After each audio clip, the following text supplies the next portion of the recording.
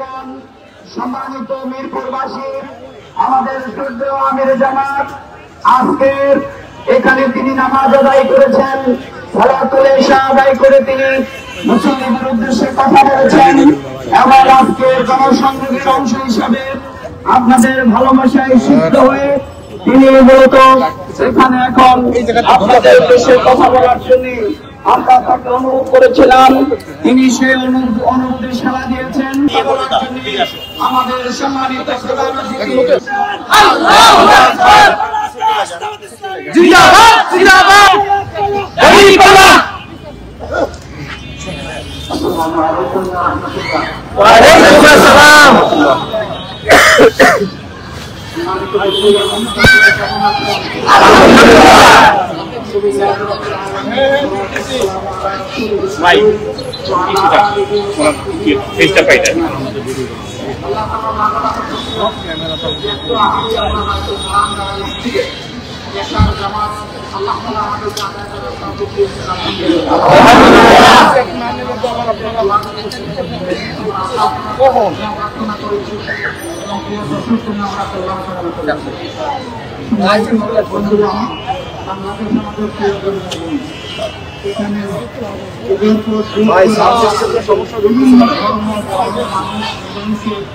শান্তিপূর্ণভাবে বসবাস করে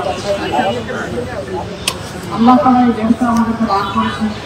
পৃথিবীর বহু দেশে আমার যাওয়ার সুযোগ হয়েছে, কিন্তু জমিনের উপরে এত সবুজ শক্ত দুনিয়া খুব কম দেশে, বিস্তীর্ণ এলাকা মরুভূমি পাহাড়ে ভর্তি। আমাদের দেশে যা আছে একেবারে সবুজ চাঁদের পায় না। আমাদের মাটির নিচে সম্পদ, আমাদের মাটির সম্পদ, আমাদের সমুদ্রের সম্পদ, সমুদ্রের নিচে সম্পদ। কিন্তু একটা সম্পদের অভাবে এদেশের মানুষ পুরাতনভাবে শান্তি এবং সমৃদ্ধির মধ্যে হচ্ছে না। সেই সম্পদ হল যারা দেশ পরিচালনা করেন, নেতৃত্ব দেন, তাদের মধ্যে চরিত্র সম্পদের।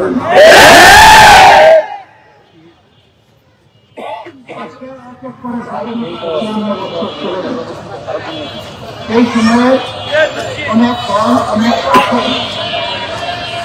ক্ষমতায় বসার আগে সকলেই জনগণকে অনেক সুন্দর সুন্দর কথা, কিন্তু ক্ষমতায় যখন তারা বসলেন তখন তারা জনগণকে ভুলে যায়। ক্ষমতায় যাওয়ার আগে বলেন আমি রাজনীতিতে জনসভা মনে করি, জনসভাকে আবাদত করি, কিন্তু যখনই ক্ষমতায় গেলেন তখন আবাদতটা জিয়ারতে পরিবর্তন হয়ে যায়। তারা ক্ষমতায় যাওয়ার আগে একেবারে যুগের মোহর দিয়ে বাসায় কিন্তু ক্ষমতায় যখন যায় তখন তারা জনগণের পথে সবার পথে থাকেন, লোক খরচ করেন, ব্যাংক লোক খরচ করেন, ফিনান্সিয়াল সেক্টর লোক খরচ করেন, ব্যবসা বাণিজ্যে ছাতাবাজি করেন, সব করে দেশকে একটা অস্বস্তিকর পরিবেশে ফিরে চলে যায়। অবৈধ ইনকাম, তাই দেশে এটা সাহস করে না, তখন এটা বিদেশে পাঠানো। গরিব মানুষের টাকা যারা বিদেশে পাঠানো, এইভাবে জনগণের সাথে ফুটা প্রচারণা করে তারা আসলে ভাগ করবেন। এরা আমাদের তাকে যে ভিক্ষা করেন তাদের ক্ষেত্রে নষ্ট যদি কেউ পেটের জ্বালা বিটানোর জন্য করে, এটা হারাম না। আল্লাহর বিধানে এটাকে হারাম রাখা হয়েছে এবং সম্পদশালীদেরকে উৎসাহিত করা হয়েছে যারা গরিব তাদের দিকে সদয় দৃষ্টিতে দেখার জন্য সদয় হাত বাড়ানোর জন্য। কিন্তু যারা নিজেদের হাত অন্যের পকেটে ঢুকিয়ে দেয়, এটাকে আল্লাহ হারাম ঘোষণা করেছে। আমরা একটা দুর্নীতি মুক্ত বাংলাদেশ চাই, সবাই চান। বের হলেই দুর্নীতি শুরু হয়ে যায়। আপনি যেখানে যাবেন সেখানে দুর্নীতি, সেখানেই চাঁদা যায়, মানুষ অতিষ্ঠ। এই খেলায় একেবারেই মানুষ এখন হাত পাস। আমরা এই সম্পূর্ণ থেকে দেখতে চাই যে আমাদের জাতির অতীতে মুক্তি পাবেন। আমরা দুর্নীতির বিরুদ্ধে যুদ্ধ ঘোষণা করেছি। এই দুর্নীতি সমাজ থেকে নির্মূল না হওয়া পর্যন্ত আমাদেরকে কেউ থামাতে পারবে না। আমাদের এই যাত্রা অব্যাহত থাকবে। আমরা এরপরে বলেছি বাংলাদেশের গ্রাম থেকে শুরু করে সুপ্রিম কোর্ট কোথাও মানুষের জন্য এখন ন্যায় বিচারের ব্যবস্থা নেই। বাংলাদেশে ইনশাআল্লাহ আগামীতে কোরআন এবং সুন্নাহর ভিত্তিতে সমস্ত দল ধর্ম জাতি ধর্ম নির্বিশেষে সমস্ত মানুষের জন্য ন্যায় বিচার বা সামাজিক সুরক্ষা নিশ্চিত করা হবে। এখানে বিচার বিভাগ দেখবে না কে রাষ্ট্রের প্রেসিডেন্টের অপরাধ যিনি করবেন তার অপরাধের শাস্তি তাকে গ্রহণ করতে বর্তমান সমাজ ব্যবস্থায় তিনি তোমার মুখের দিকে তাকায় বিচার করে, টাকার বান্ডিলের দিকে তাকায় সবাই না হলে বেশিরভাগ ক্ষেত্রে আমাদের বিচার ব্যবস্থা একেবারে পৌঁছেছি। আমরা 15.5 বছর এই বিভৎস দৃশ্য দেখে সবাই বন্ধ করে দিয়ে চেষ্টা হয়েছে এখন শ্রমিকের ক্ষেত্রে থেকে এইখানটা আরো বাড়ানো। আমরা আপনাদেরকে আশ্বস্ত করছি রাষ্ট্রের সকল নাগরিক তার যোগ্যতা অনুযায়ী রাষ্ট্রের সেবা করবেন, চাকরি করবেন, চেষ্টা করবেন, যুক্ত হবেন, কিন্তু কারো তারা অন্য কারো হক নষ্ট করতে দেওয়া হবে। তার হক তার হাতে তিনি যে পর্যায়ের মানুষ তাকে জবাবদিহিতার আওতায় আনা হবে। কেউ জবাবদিহিতার বাইরে করতে আমাদের দেশে দুর্নীতি দমন কমিশন আছে, কিন্তু মাঝে মাঝে পত্রিকায় দেখছেন সেই কমিশনের স্বয়ংকর্তা ব্যক্তিরা দুর্নীতিতে বলা পর্যন্ত ধরে গেছে। বর্ষের মধ্যেই যদি ভোট থাকে তাহলে ভোট চালাবো এখানে একটু ভোট ইনশাআল্লাহ। এখন যারা দুর্নীতি করে তারা হয়তো মনে করে হারিয়ে বাবা তাহলে তো না খেয়ে মরতে হবে। না বাবা, তুমি তো না খেয়ে মরতে হবে না, কারণ তুমি তো ঘুষ নাও এক জায়গায় তোমার দপ্তরে, কিন্তু তোমাকে চলতে হয় সারা দেশে এবং দেশের অভ্যন্তরে। তুমি যে আরো 10টা দপ্তরে যাও সেখানে কিন্তু তোমাকে ঘুষ দিতে হবে। তুমি যদি তোমার দপ্তরের পরিচয় দাও এই যে স্যার ওখানে তো আপনার শুনেন আমাকে আবার দেবে,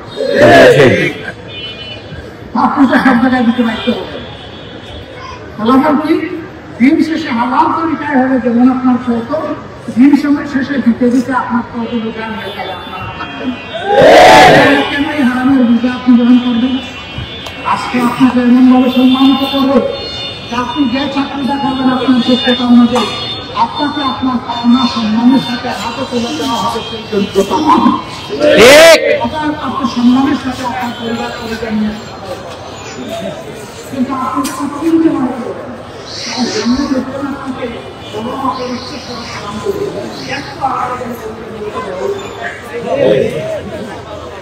হাড্ডি আকান্ত দুর্নীতিবাদ তখন আপনাকে বলছে আপনার সামনে এসে আপনাকে দুর্নীতি প্রমাণ করুক আর না করুক, যদি আপনার এক্সেন্সে বলেছে না এই লোকটা দেশের জন্য আপনি তাই আসল না করে আপনি দেশের সত্যিকার উদ্দেশ্য নিষ্ঠা করবেন। বন্ধুগণ, ব্যবসা বাণিজ্য আমাদের ভাইয়েরা করে বোনেরা করে, কিন্তু তাদের বোবা কান্না কেউ শুনে না। আসে আইসা হাত পাপ দেখায়, একজন বলে ইনি আমাদের বড় ভাই, এলাকার বড় ভাই। ছোট ভাইরা ট্রেনিং করেন তো দোকানে যিনি তিনি জিজ্ঞাসা করেন, ব্যবসায়ী জিজ্ঞাসা করেন, আচ্ছা আপনি বড় ভাই বুঝলাম, আমার কি করতে হবে? না এখানে এই পোলা পাইন আমার সাথে চলে তো এদেরকে একটু দেখে রাখতে হবে। কয়েছে ভাই আমি তো আমার ব্যবসা দেখে রাখবো, পোলা পাইন দেখবো কেমনে? বুঝেন না মিয়া, দেখার অর্থ কি? দিনে আসবে, সপ্তাহে আসবে, মাসে আসবে, হাত ভরে আমরা যা চাইবো তা দিয়ে দিবেন। বলবে আমি গরিব একজন মানুষ, সাধারণ একজন মানুষ, স্বল্প পুঁজিতে ব্যবসা করি, আপনাকে দিলে আমার ব্যবসা চলবে কেমনে? স্পর্ধা তো আপনার কম নয়, বড় ভাইয়ের সাথে আপনি তর্ক করেন।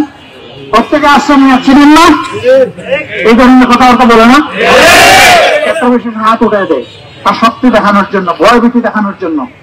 আমরা আপনাদেরকে আশ্বস্ত করছি, আল্লাহ তাআলা আপনাদের ভালোবাসায়, আপনাদের সমর্থনে, আল্লাহ তাআলার ইচ্ছায় যদি আমাদেরকে এই দেশবাসীর খেদমত করার সুযোগ দেন, আপনাদেরকে হাতে সাথে নিয়ে সমস্ত দুর্বৃত্তদের হাতকে অবশ করে দেওয়া হবে। ব্যবসায়ী যারা ব্যবসা করবে, চাকরিজীবী যারা চাকরি করবে, তারপরে তার থেকেও খবরদারি করার কোন দুঃসাহস দেখাবে না ইনশাআল্লাহ। রাষ্ট্র ন্যায় এবং ইনসাফের ভিত্তির উপর দাঁড়াবে এবং রাষ্ট্র এক চোখে সবাইকে দেখবে, দুই চোখে দেখবে। ইনি যে ধর্মের যে দলের হন না কেন। আফসোসের বিষয়, মায়েরা আমাদের মায়ের জাতি, কিন্তু এই সমাজ মায়েদেরকে সম্মান দিতে পারে না। আমাদের মায়েরা ঘরেও নিরাপদ না, তারা চলাচলের সময়ও নিরাপদ না, তারা কর্মস্থলেও নিরাপদ না। এমনটা কেন হবে? এমনটা হয়েছে এই কারণে যে এই ধরনের একটা দেশ যেখানে 90% মানুষ মুসলমান, কোরআনের সাথে আমাদের আচরণের কারণে অবস্থা হয়েছে। নবী সাল্লাল্লাহু আলাইহি সাল্লাম তার জীবনের শেষ লগ্নে এসে বলেছিলেন, হে বিশ্ববাসী, তোমরা সাক্ষী থাকো, আজ এমন একটি সমাজ ব্যবস্থা তোমাদেরকে উপহার দিয়ে যাচ্ছি। ইয়েমেনের রাজধানী সানা থেকে মরক্কোর রাজধানী হাজারামাউত 3,500 মাইলের ব্যবধান। একজন যুবতী একা একই রাস্তা চলবে, তার সমস্ত রূপ সৌন্দর্য এবং তার সামর্থ্য নিয়ে কোন জালিমের চোখ কাদের দিকে তুলে তাকানোর সাহস করবে না। আল্লাহ ছাড়া সে কাউকে ভয় করবে না। এই জন্য আল্লাহ রাসূল তার জীবনের শেষ সূত্রে এসে বলেছিলেন, খায়রুল কুরুনি কারনি সুম্মাল্লাযীনা ইয়ালুনহুম সুম্মাল্লাযীনা ইয়ালুনহুম। জগৎবাসী মনে রেখো, আমার যুগ শ্রেষ্ঠ যুগ, এমন সুশাসন আর তোমরা চোখে দেখবে না। এরপরে আমার সাহাবাদের যুগ, এরপরে তাবেঈনদের যুগ। ইতিহাসে তাই হয়েছে। আমরা আবার খেলাফত আলা মিনহাজুন নবুওয়াত, আল্লাহ তাআলা নবুয়তের যে শাসন মদিনা কেন্দ্রিক ছিল, আল্লাহর কাছে আরজ করে, হে আল্লাহ, বাংলাদেশে সেই শাসনটা তুমি আমাদেরকে দান করো। এই শাসনের জন্য আগামীতে যারা লড়বে, দেশের স্বার্থে, জনগণের স্বার্থে, আল্লাহর একজন বান্দা হিসেবে, বান্দি হিসেবে আপনারা তাদের হাতকে ইনশাআল্লাহ সাহায্য করে শক্তিশালী করবেন। আমরা কথা দিচ্ছি, এ কাজে আল্লাহ যদি আমাদেরকে কবুল করেন, আমরা জনগণের মালিক হব না, আমরা ইনশাআল্লাহ হব জনগণের সেবক। আমাদের কাজ হবে জনগণের সেবা দেওয়া। রাষ্ট্রীয় দায়িত্ব যদি আল্লাহ আমাদেরকে দেন, দায়িত্ব নেওয়ার দিনে আমাদের যে সম্পদ থাকবে, আল্লাহ তাআলাকে সাক্ষী রেখে বলছি, দায়িত্ব ছাড়ার দিন এই সম্পদে কিঞ্চিৎ বাড়বে না, বরঞ্চ এই সম্পদ কমবে। কারণ রাষ্ট্রীয় তহবিল দিয়ে সকল ইবাদত বন্দেগী সাদকা করা যায় না, নিজের পকেটে এবং তহবিলে হাত দিতে হয়। আল্লাহ যেন সেই তৌফিকটা আমাদেরকে দান করেন। এই জনপদ একসময় শান্ত ছিল, আপনারা সাক্ষী। কেন ছিল আমি এটা বলতে যাচ্ছি না। আমরা আল্লাহর কাছে শান্তি কামনা করি। আগামীতে যারা আসলে, যে নেতৃত্ব আসলে, যে প্রতিনিধিত্ব আসলে, এই এলাকায় শান্তি আসবে, সম্মান আসবে, নিরাপত্তা নিশ্চিত হবে। আল্লাহ যেন এই এলাকাবাসীকে সেই প্রতিনিধি, জনপ্রতিনিধি দান করেন। ওটা বাংলাদেশকেই যেন আল্লাহ তা দান করেন। আমরা বাংলাদেশকে একটা শান্তির, সম্মানের, সাম্যের বাংলাদেশ হিসাবে দেখতে চাই। এই বাংলাদেশের জাতপাতের ব্যবধানে, ধর্ম বর্ণের ব্যবধানে আমরা পুরো ধরনের বৈষম্য আমরা আর দেখতে চাই না। আমরা একটা ঐক্যবদ্ধ জাতি দেখতে চাই। আল্লাহ তাআলা সেইভাবেই এই দেশবাসীর সাথে আমাদেরকে কাজ করার তৌফিক দান করুন। আপনাদের সবাইকে অসংখ্য মুবারকবাদ। আপনারা মূল্যবান সময় স্যাক্রিফাইস করে এখানে এসেছেন, আমাদের কথা শুনেছেন। আমাদের এই কথাগুলো যদি ভালো লাগে, তাহলে আমাদের সালাম সহকারে প্রিয়জন, আপনজন, পরিবারের সদস্য, প্রতিবেশী, কর্মস্থলের সাথী সবাইকে আপনারা মেহরবানি করে পৌঁছে দেবেন। আল্লাহ হাফেজ। বাংলাদেশ জিন্দাবাদ, বাংলাদেশ জামাতে ইসলামী জিন্দাবাদ। আসসালামু আলাইকুম ওয়া রাহমাতুল্লাহি ওয়া বারাকাতুহু।